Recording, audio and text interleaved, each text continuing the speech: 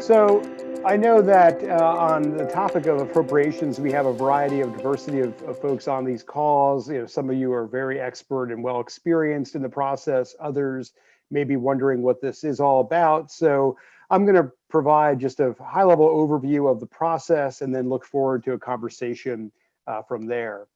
So in thinking about the federal appropriations process, I think it's really about showing you the money, show me the money. And I put a couple photos here that I'm probably dating myself because this is from the movie, of course, Jerry Maguire, but I recognize there's probably a subset of folks on this call who may not know what that movie was. So this was a movie that came out, I think I was a senior or junior in high school. I think it was like 95, maybe 96, 97. So, more than 20, 23 years ago, but it had a famous line here, show me the money, where Tom Cruise, as a sports agent, was asked to prove his worth to a budding football player, and you had to basically repeat over and over again, show me the money. And that's essentially what federal appropriations is all about. It's showing everyone the money. It's the process by which Congress actually appropriates or allocates money to support a wide array of federal programs, departments, and agencies. Go into the next slide, and I'll just, at the front end, I'll throw in a few other caveats here. First and foremost is that the budget and appropriations process really doesn't work the way it's supposed to work on paper. It's one of those things, just like, there's the how a bill became a law that all of us who work in policy know is really often not exactly the way things happen. And I think it's very apt to say that things are very different, usually very different in appropriations. Actually, when you look at the past several decades, there's been very few years where Congress has done what it's supposed to do entirely and on time. And it gets to the point that when they actually do things on time in accordance with the schedules that are spelled out in various laws and directives, it actually makes news, such as a couple years back when they actually did a big spending bill, the bill that funds the Department of Health and Labor and Health and Human Services, Labor and Education, as well as the Defense Department. They actually did that before the fiscal year expired. And that was, again, quite newsworthy because it was such an anomaly for those of us who watch this and engage in this process year over year. And we have a lot of uncertainty as we look to the new year, the new Congress, some changes on the Appropriations Committee, and the overall question about what exactly this divided government will bring. So going forward, on the high level appropriations, it is interesting because this actually is spelled out in a very high level in the Constitution. So this means that Congress has the authority in Article 1 to spend your money. And the direct quote again, no money shall be drawn from the Treasury, but in consequence of appropriations made by law. So that really is the key here in terms of why Congress has to do this. And they have to do it every year to make the government continue to run. It's a lengthy process that is supposed to start with the president's budget request that goes to Congress, and that usually or is supposed to go out in early February, but often, as I noted, can arrive late. And this is essentially the president's recommendation as to what they would like to see Congress spend money on. But as you know, Congress has its own ideas, or several ideas, or 538 ideas about what they would like to spend their money on. And that's why a lot of times Congress will spend much time working on their own view. Sometimes this gets us a budget resolution, which lays out essentially a blueprint that will then be followed by the appropriations committees who actually put together individual spending bills. Right now, there are a dozen bills that fund all the governments, the departments, the agencies, and the programs. So these bills can cover either one department or agency, or they can cover several. And for the purposes of this discussion, I put here a few of the most important bills. The Labor, HHS, and Education bill is probably our most important bill for most of it, not everyone on this call. That funds the Department of Health, most of the Department of Health, the CDC, the NIH, and many other agencies and programs. Then you've got this Agriculture FDA bill, which funds the Food and Drug Administration. And then I know many of you also work with the Department of Defense and their peer review medical research program. So that's just a little summary. There's not one single bill technically. Oftentimes these can be packaged up in a single bill, but that's part of the complexity of this process because Congress does have to work on multiple bills. And this is just a little schematic again showing, like I spoke about a moment ago, how it's supposed to work. You're supposed to have, a nice little budget go from the White House to the Congress in early February, and then Congress will work up a budget resolution and do some additional hearings about the budget and offer their thoughts. And then sometime in the latter part of spring, early summer, the Appropriations Committee should pass their bills so that ideally these all get nice and neatly resolved and reconciled well in advance of the end of September when they can be signed into law and actually funding the government before the fiscal year prior expires. But again, this is the supposed to work slide, not how it actually works. So going on to our next slide, just a few other terms here that can be that are relevant to know as you think about appropriations. Authorization versus appropriation, or authorizing versus appropriation. So Congress can and does pass a lot of different legislation that creates policies or programs or requires agencies or departments to do certain things. But for most of those laws to actually work, particularly any law that creates a program, they need money. And that's where the appropriations process comes in, because most bills, some do, but not all, but most bills do not authorize and appropriate at the same time. So that means that every year Congress has to pass appropriations bills to actually fund what other Congress and what other congressional committees and what other laws have actually created. There's also a question, sometimes you hear people say, well, discretionary versus mandatory spending. So the appropriations bills cover only discretionary spending. That means the money that's not entitlement spending or that's not automatically required to be spent under various laws. So the mandatory category is actually the most significant part of federal spending. For mandatory, think about programs like Social Security checks, like Medicare benefits, like veterans benefits. Those get paid out regardless. Congress could do nothing. They still have to fund the operations. So I guess they do have to do something because you have to have people who actually run the programs. But they, on day in, day out, they could not touch those entitlement benefits, and they would still be paid out as they're supposed to do because they are mandatory programs. And again, about 60% of the federal budget, federal spending is in the mandatory or entitlement program. So less than half is what we focus on every year collectively. And then, you've probably heard the term, those of you who've been around for a while have heard of, are familiar with earmarks. Essentially, this is direct funding from Congress, where Congress writes into an appropriations bills that they want to see a certain amount of money go toward a certain program, project, sometimes even a direct recipient. They were very popular, about two decades ago. They've been limited over the past decade because of some abuses and some other challenges. There's a potential that they may come back. There's talk about them being resurrected. It's like the vampire that won't die. Every couple of years, Congress likes to think about bringing these back. They are popular for members, so it's something to keep an eye on as we head into the uncertainties of the new year.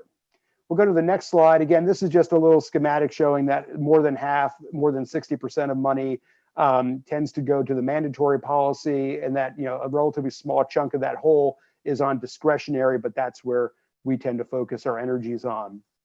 Go over to the next slide here, and then just a little bit of a deeper dive here. So the president's budget, so you might think, well, why are you budgeting and what's budget versus appropriations? Well, the budget is essentially the high level spending plan, often very heavily oriented by political ideology and budgetary views. So this is where the administration comes out and says, under our budget, we're going to do X, Y, and Z and all these great things. We're going to balance the budget in X number of years. We're going to cut the debt. We're going to make everyone happy, blah, blah, blah. This is their spending plan where they put out their marker and their priority. So it's not uncommon at times for the administration to be very politically wise in putting together their budget, because if they want to go for a certain message about reducing the deficit or being able to cut taxes, then they're going to have to do certain things to make that happen. So a lot of times the budgets tend to be, again, highly political in nature, and they also will often, and this is administrations of either party, will often cut or reduce funding for agencies and programs that they know are very popular and that Congress will ultimately restore funding for. So the budget is the starting point of the process. It's the administration's thinking and their view as to how they would like to see things operate. but it's by no means the end of the process.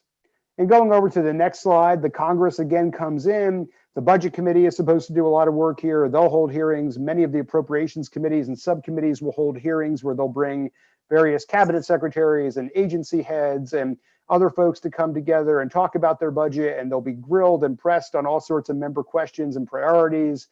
And when you have in some cases, in the best of cases, when things work somewhat right or as they are supposed to, Congress will actually put together a budget resolution, ideally one that's agreed to by both the House and Senate, that sets their parameters and their priorities, and that importantly sets a top line spending number, because that top line number will then be used by the appropriations committees, ideally, to put together their various spending bills. And a lot of the challenges that we have here these days are because we don't have agreement on even the top level spending numbers. This is something that's actually pending right now. One of the big questions around getting FY21 fully resolved is actually coming to an agreement here in late November on top level and then secondary spending levels. So it can be very challenging when you don't have a budget resolution to work off of, especially when you have, even more so when you have different balances of power in a chamber. We'll go over to the next slide here. And on this one, I think just really visually saying, if you think about budget versus appropriating, well, what's one mean? What's the other mean? I think of the budget as being something, if you're comparing it to your own household, you put together your high level of categories, your mortgage, your food, your entertainment, your education, whatever it may be. And then, that's the budget part. And then I think of appropriations a bit like that very granular list. Here's our grocery list. We need, 3 jars of sauce. We need 2 boxes of spaghetti. We need 4 things of water, whatever it may be, where you get to that line item level. Because while the appropriations bills fund the departments, they fund the agencies, they get down to the very programmatic level. You're talking, sub-$1 million marks here in many cases where they're actually putting that level of detail into the legislation or the corresponding report. So the appropriations would be the grocery list item here where you're getting into high level of detail. Go over to the next slide here. And again, just while we've talked a lot about how things often don't work out, here's how we often see things play out. So like we're talking about right now, here we are in late November, and we are still talking about FY21 bills, even though FY21 started in October. And at best, this won't be fully resolved until about another month or so from now. So when appropriations bills are completed late, that can often delay the issuance of the president's budget, particularly when these bills go into the new calendar year. Then it really can push the budget back. Like I mentioned, you often have a history here where Congress is not able to agree on a joint resolution. That then makes it really challenging because a lot of times the appropriations committees are playing with different numbers. So if you think about in a household, if one spouse had one set of numbers and another had another set of numbers, it probably doesn't work out very well if everyone's spending a different amount of money or has a different budget in mind for a project or for a shopping list. So that's essentially what happens here in Congress when they don't have agreement. You've got wide discrepancies between bills and chambers. A lot of times these bills are only debated in one chamber, or maybe they're not debated or advanced at all. And just, very quite apropos here, just last week, the Senate Appropriations Committee released all 12 of their FY21 spending bills, more than a month after the start of the fiscal year, but another indicator of how the process often doesn't work at all how it's envisioned.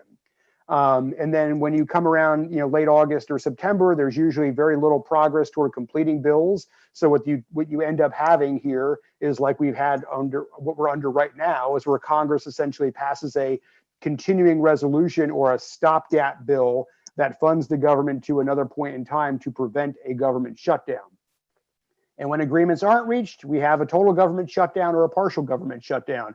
And this unfortunately has become more common in recent years, with the most recent, I'll put quote partial shutdown because several departments and agencies were affected, was playing out, really just 2 years ago or less than 2 years ago, late 2018 into January of 2019, and it lasted for more than a month. So unfortunately, the wheels often do come off the car here, and we have more often than not some of these challenges playing out.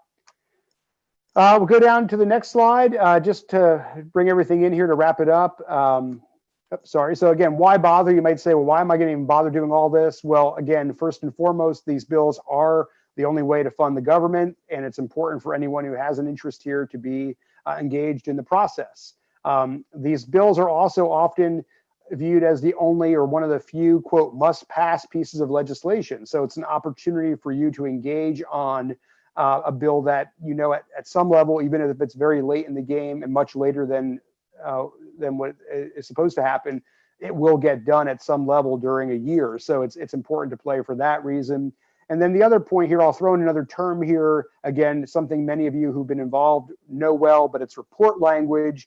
This is the non-statutory or non-binding piece of appropriations bills, but that provides important directions from Congress to the various agencies and departments as to priorities and what they would like to see done. So this is a place where many in the patient advocacy world like to spend some time, because you can use that report language or guidance to grow and shape various programs and activities, particularly in areas like NIH and CDC. So it's something to take advantage of as part of your overall advocacy toolbox. And then just wrapping everything up on the next slide. Sorry, there we go. So what should you consider going? Again, first and foremost, with everything that's going on here, a lot of uncertainties, pay very close attention, including how Congress ultimately decides to move forward with appropriations, and both with the remainder of FY21 and how that gets resolved and what we'll see going forward. Looking for various members who may take on new roles. There's going to be a new chairman of the House Appropriations Committee in the new year, a new chairman of the Labor Aid Subcommittee. So a lot in flux here. Re-engage again, or consider engaging on the issues of importance to you. Consider also, I think importantly here, it's not just working with Congress, but ideally you're working with your agency stakeholders as well, so that Congress is doing things that could be pushed forward and that you're going to find some people at the agency that they're going to be receptive to doing. So that's another important piece of this here. You don't want to go out and only focus on appropriations with the Hill without talking to the agency. And then again, ultimately look at appropriations as one of many tools in the toolbox. It's not by any stretch the only thing you should go about doing, but it is something to consider utilizing, and as you play the overall game going forward, including looking at the long game. So I think wraps up my points. If there's any questions or comments, happy to take them, unless. Great. No, that was very informative, Nick. I know that there was one question in the chat asking if you had advice on how to work to get report language included in an appropriations bill. Sure. So appropriations report language, typically what you'll want to do is work with offices that you're already working with. So if you have a group of champions who are involved and engaged on your topic, start with them, start exploring with them, bring them the idea or ideas that you have. Here's what we need. This is what's happening at the agency, or this is where we could really use some support. Talk it over with them, and then ideally you'd want to think about putting together a provision or two. There's a lot of models that you can look at from what's been done in previous spending bills. So there's a big history here that it's pretty easy to find. But you want to look at how it's been done in the past. Think about what could be done to nudge what you're trying to accomplish forward.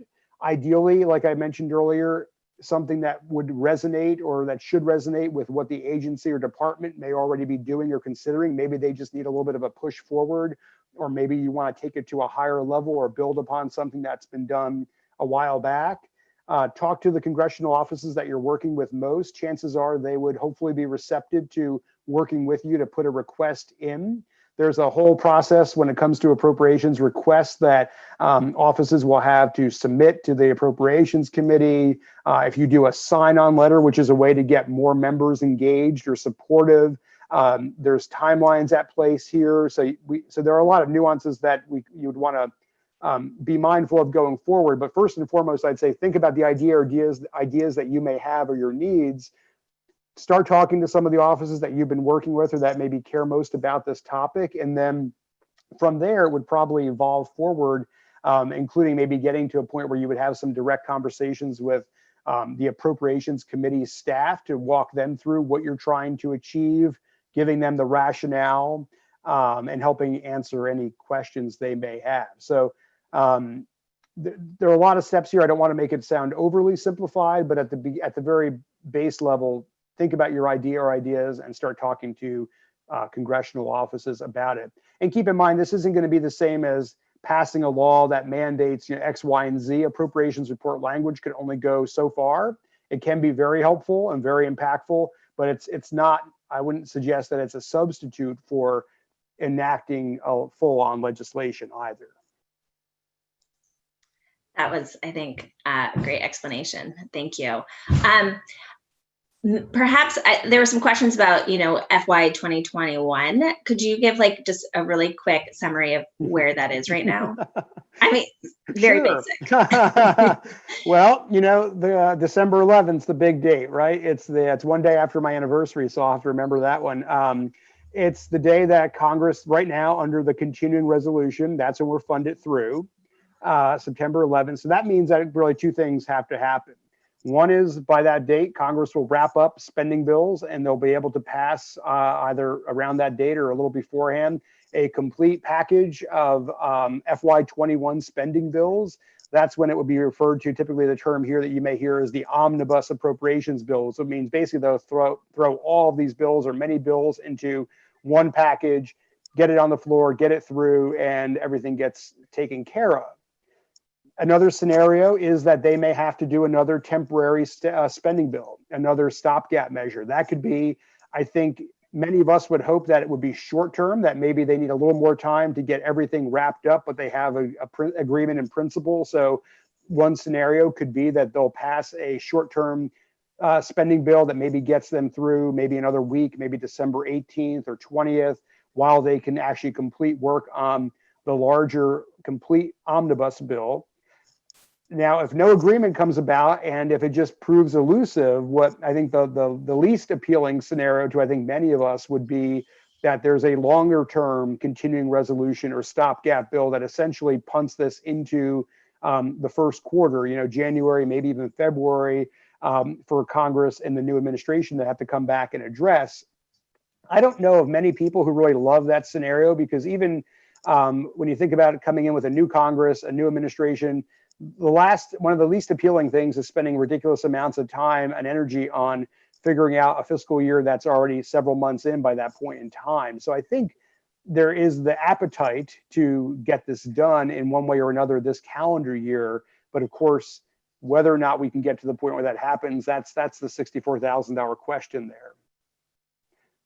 There seem to be some positive indicators, but as we all know, it's very fluid and a lot can erupt at a last minute to table the deal, especially when the other issue here that's related is another round of COVID related relief. Could that be a component of this larger bill? That's another, I guess I would say, complicating factor in the mix.